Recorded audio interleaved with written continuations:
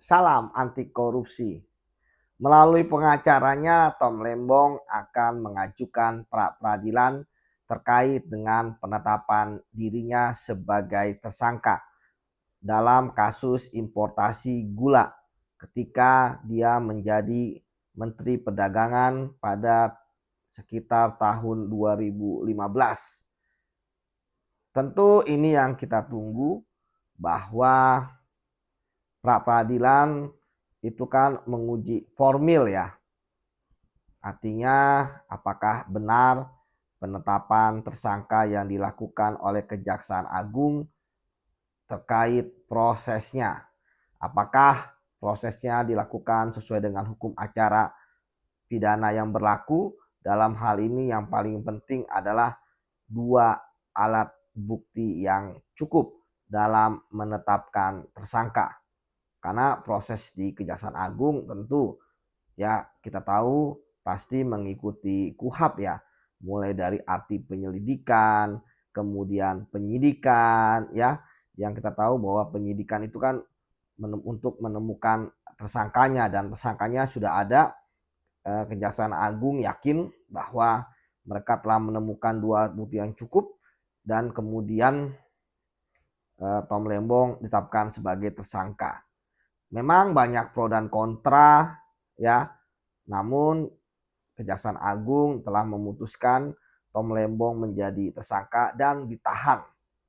Yang kita tahu bahwa ketika ditahan ya berarti ada syarat objektif dan subjektif yang dipenuhi ya terkait dengan kewenangan penyidikan. Kalau korupsi memang hukumannya di atas 5 tahun ya.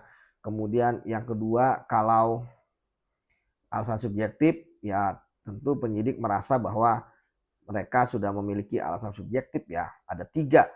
Yang pertama, dianggap ataupun diduga akan melarikan diri. Kedua, akan mengulangi perbuatannya ya. Atau ketiga, akan menghilangkan atau merusak barang bukti. Sekali lagi ini kan subjektif. Nah, kemudian terkait dengan pasal yang diterapkan oleh Kejaksaan Agung, yaitu pasal 2 dan pasal 3 terkait dengan kerugian keuangan negara, di mana sudah disampaikan ya sampai saat ini belum ada aliran dana.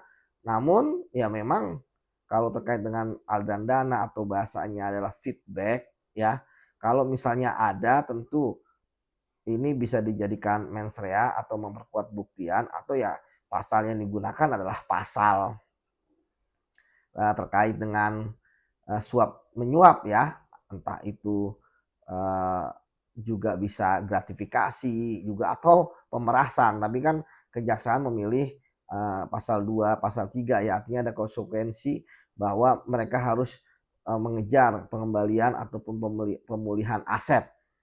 Ya kembali lagi tadi bahwa memang tidak perlu ada uang ya, karena yang ke Tom Lembong ataupun ke keluarganya, karena memang di situ ada pasal memperkaya diri sendiri dan opsional ya, diri sendiri, orang lain ataupun suatu korporasi. Namun di sini yang paling penting adalah perbuatan melawan hukum itu harus jelas. Ya, kalau memang uangnya tidak ada uang lebih bagus ya. Kalau tidak ya tentu yang harus diperkuat adalah adanya kesengajaan. Karena memang kalau pasal 3 kan ada dengan tujuan ya kan. Kemudian kalau di pasal 2 ayat 1-nya melawan hukum. Jadi ada aturan yang kemudian dilanggar. Di sini ketika ada aturan yang dilanggar, tentu baik pun ada tujuannya, pasti ada perbuatan-perbuatan yang akan membuat telak bahwa Tom Lembong adalah pelakunya. Misalnya mengumpulkan ya para vendor ya yang 8 atau 9 lah ya kan, ataupun bertemu dengan tersangka yang sebelumnya ya, yang sebelumnya juga sudah tetapkan tersangka bersama Tom Lembong ya. Ada semacam konspirasi gitu kan. Intinya bahwa Tom Lembong ya sudah berniat untuk korupsi. Nah, disitulah yang paling penting ya. Berarti kalau kasus ini kan tentu terkait dengan kerugian keuangan negaranya ya, kemudian juga perbuatannya ya bahwa Tom Lembong paham betul ya bahwa dengan keputusannya untuk mengimportasi gula ya, di tengah bahwa memang ada kesalahan terkait dengan apa namanya tuh, Indonesia lagi surplus ataupun kemudian tidak ada dari Kementerian Perindustrian ataupun ada rapat bahwa tidak dibutuhkan importasi namun tetap izin impor, ya tentu ini harus dikejar karena ini benar-benar kesaksian ya, kesaksian orang-orang ya terkait dengan perbuatannya Tom Lembong. Kalau misalnya unsur-unsur ya saya pikir kan teman-teman di Kejaksaan Agung kan juga sudah paham ya.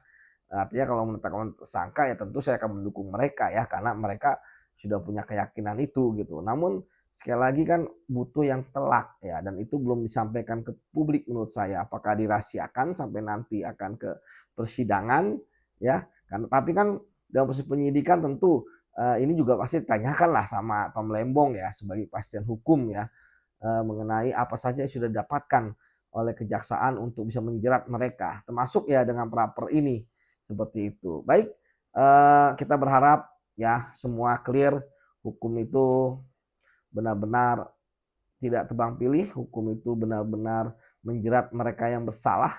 Jadi kalau misalnya Tom Lembong bersalah, ya tentu kita katakan dia bersalah ya, dia korup gitu ya.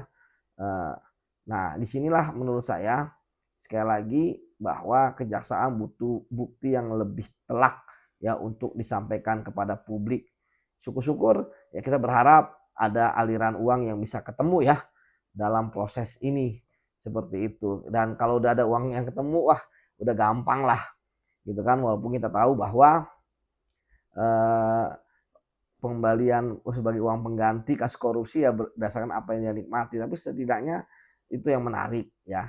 Atau ya tadi saya katakan bahwa sebelumnya juga saya pernah menangani kasus korupsi pasal 2 pasal 3 nggak ada aliran uang tapi ada pertemuan-pertemuan lah ya yang disengaja gitu kan ataupun ada perintah ya yang kemudian menyebabkan terjadinya perbuatan korupsi yang menimbulkan kerugian keuangan negara. Nah, disitulah perlu didalami ya seriusnya ya kan perbuatannya gitu kan seperti itu karena ya tentu kalau ini nggak dilakukan pasti kontroversi akan terjadi tapi saya yakin bahwa tentu teman-teman Kejaksaan Agung profesional ya tentu teman-teman Kejaksaan Agung yang saat ini menggeliat ya berhasil membongkar banyak kasus korupsi ya tentu tidak akan main-main ya seperti itu. Namun ya sekali lagi memang mau tidak mau suka tidak suka walaupun hukum itu melihat pada bukti pada fakta namun kan setidaknya